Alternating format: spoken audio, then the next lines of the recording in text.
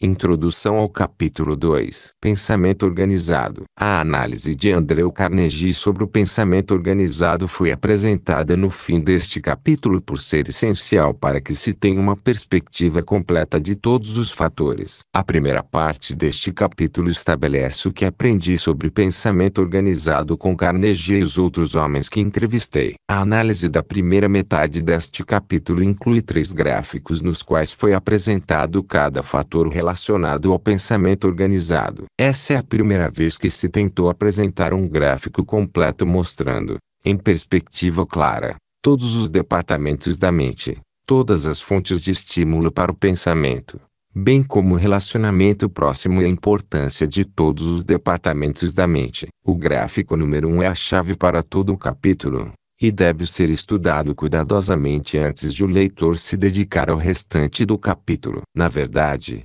seria útil se o gráfico fosse ampliado em uma folha de papel de 1 metro quadrado, pelo menos, e colocado onde possa ser visto diariamente pelo leitor. A legenda descritiva do gráfico, que aparece na página oposta a ele, também deve ser copiada e ampliada. Não se deixe confundir pela aparente complexidade desse gráfico, porque você reconhecerá, quando terminar esta lição, que todos os departamentos da mente foram tão sabiamente coordenados que operam em harmonia, e com menos detalhamento do que é necessário para discar um número em um telefone moderno. O gráfico número 2 estabelece os passos necessários para se alcançar um objetivo definido. Estude-o cuidadosamente, porque ele é essencial para se alcançar o sucesso. O gráfico número 3 explica como os pensamentos são formados. Todos os fatores descritos nesse gráfico trabalham com tanta perfeição que funcionam automaticamente no desempenho de uma parte de seus respectivos deveres,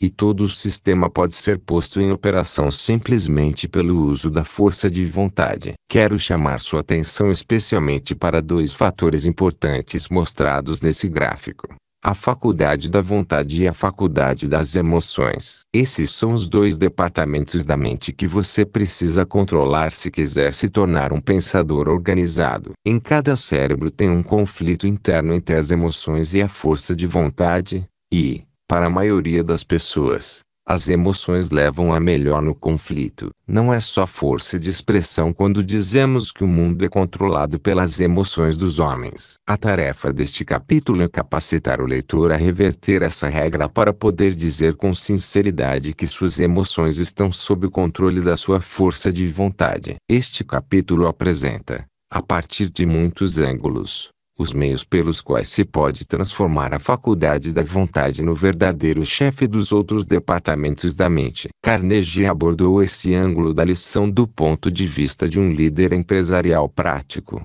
mas ficará claro, em sua análise, que ele coloca a faculdade da vontade no topo da lista de fatores importantes que determinam o sucesso ou o fracasso na vida. Neste capítulo você terá uma compreensão melhor daquele mistério dos mistérios conhecido como força do pensamento. Não é exagero dizer que, se você dominar este capítulo, terá uma filosofia suficiente para a solução de praticamente todos os problemas na vida. O pensamento preciso é a base de todas as realizações humanas. Apresentei neste capítulo uma descrição clara de cada fator principal que faz parte do pensamento preciso. Não desanime, portanto, se não dominar o capítulo na primeira leitura. E agora algumas palavras sobre como ler este capítulo. Quando estiver lendo, tenha consciência de que o principal propósito do capítulo é inspirar o pensamento. Leia com um lápis à mão e marque cada linha que quiser enfatizar. Leia devagar e garanta a compreensão de cada afirmação antes de dá-la por encerrada. E,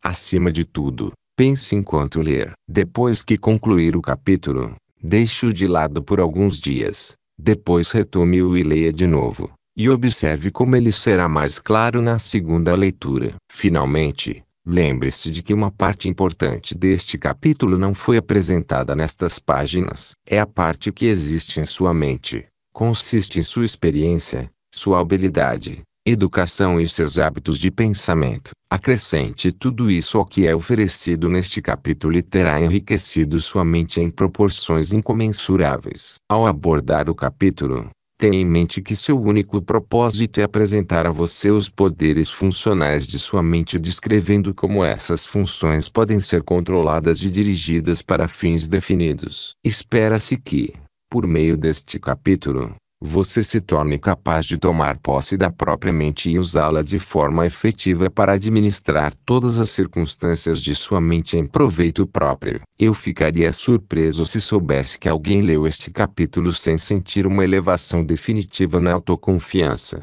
na força de vontade e no entusiasmo com as oportunidades da vida. Todos a quem essa lição foi ensinada notaram uma mudança completa em sua atitude mental geral. Uma mudança que praticamente elimina medo, dúvida, indecisão e inatividade. Este capítulo deve ter o efeito de fazer o eleitor nascer de novo e, por intermédio desse renascimento, se descobrir, encontrar o eu que não sabia ter. Sim, todo mundo tem outro eu. Abrigada em cada pessoa existe uma dupla personalidade. Um fato que psicólogos e psiquiatras podem confirmar. Uma personalidade é negativa. Ela se alimenta de autolimitação, medo, dúvida e preocupação. A outra é positiva. Alimenta-se de fé, coragem, crença definitiva no eu, iniciativa, entusiasmo e vontade de vencer. Então, junte-se a mim, e vamos combinar nossos esforços para matar essa personalidade negativa que tem se mantido entre você e as melhores coisas da vida. Isso é algo que podemos alcançar alimentando e incentivando o outro eu positivo.